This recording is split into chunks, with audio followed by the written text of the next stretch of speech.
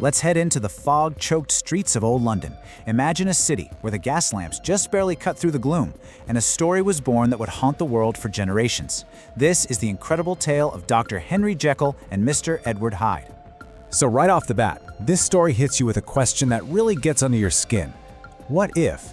What if the evil part of you, all those dark impulses, wasn't just a thought? What if it could actually become a separate person who could walk out your front door and do whatever it wanted without any conscience to stop it? And this idea right here is the whole point of the story. The greatest evil isn't some demon from another world, it's the potential that's already inside every single one of us. That's the terrifying truth that Dr. Jekyll is about to discover. Our story kicks off on a freezing London night, the kind where the whole city just seems to be holding its breath.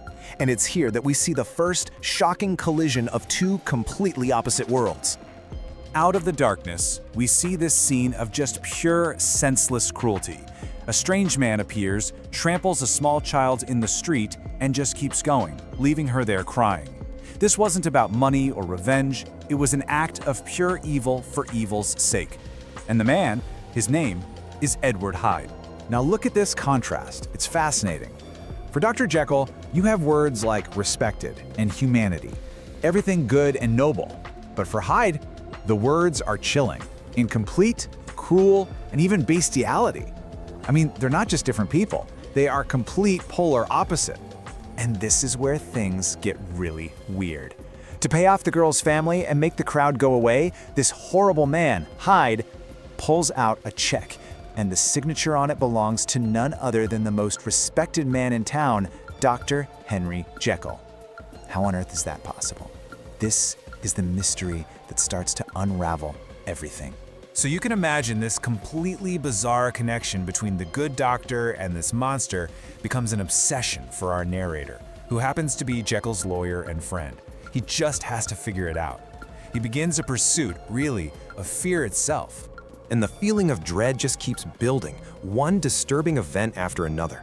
It starts with the attack on the child, then that strange check, and then, believe it or not, the lawyer discovers Jekyll's will, which leaves everything to this horrible Mr. Hyde. And finally, it all leads to a brutal, cold-blooded murder. So after watching the house night after night, the lawyer finally sees him, Edward Hyde, walking out of the fog, and he has a key. He lets himself right into Dr. Jekyll's house like he owns the place. See, the point is, Hyde isn't just some acquaintance. He has free reign over Jekyll's entire life. It's when he reads that will that it finally clicks for the lawyer. He realizes this isn't some simple case of blackmail. This is way deeper. This is a story about the evil that can hide inside a good person, an evil that now has a name and a key to the front door. Okay, so things are already pretty bad, but now they're about to get so much worse. Hyde makes a choice, a terrible one, and that choice is murder. This single act is what pushes Dr. Jekyll over the edge, forcing him into isolation as he starts to lose all control. The crime itself is just savage. A well-known gentleman is beaten to death in the middle of the street, and the witnesses? They're all crystal clear. They said it was that same small, hateful man. It was Edward Hyde. He's no longer just a weirdo. He is now the most wanted man in London. After the murder, Dr. Jekyll just vanishes from society. He locks himself away, won't see anyone, and his only message to the world is this desperate plea. He knows exactly what's going on, but he's powerless to stop it. His dark secret has become his prison. You can just feel the walls closing in. Jekyll is locked away, people are noticing strange smells coming from his lab, and a final, desperate letter is delivered. We are right at the climax. The horrifying truth is about to come out. In his final confession, Jekyll lays it all out. It all started with this incredibly arrogant idea, the idea that he could separate the good and evil parts of a person. So he made a potion, and the result was Edward Hyde, pure evil, totally free. And the biggest mistake? Thinking he could actually control it. And here's the part that will really give you chills. The transformation started happening without the potion. Jekyll would go to sleep as himself and wake up in the morning as Hyde. The evil side, once he had let it out to play, just kept getting stronger and stronger and was now taking over. The lawyer and Jekyll's butler end up seeing this with their own eyes. They watch as Jekyll's body twists and contorts, his face melting away and being replaced by the snarling face of Hyde. It's not just a mental struggle anymore, it's a physical war for control over one body. And so this brings us to the very end, the final, desperate battle.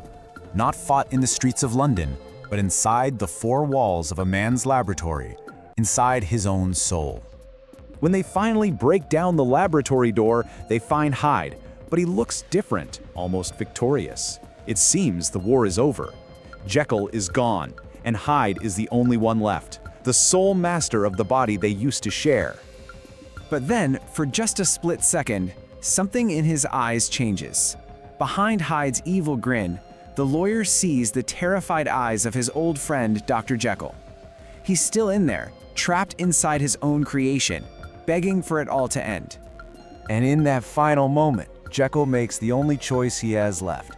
The body on the floor isn't Jekyll, and it isn't Hyde. It's just a man, a casualty of the war he started inside himself. Death was the only way out. And this is the haunting idea that stays with you. Sure, Hyde might be gone, but the thing he represented, that capacity for pure evil that exists in all of us, that didn't die. The experiment failed, but the truth it uncovered about ourselves is timeless. So the story leaves us with this one final, unsettling question. This fight between Jekyll and Hyde, it's not just some old story. It's a battle that happens inside every single one of us, every day. So you have to ask yourself, who's winning inside you?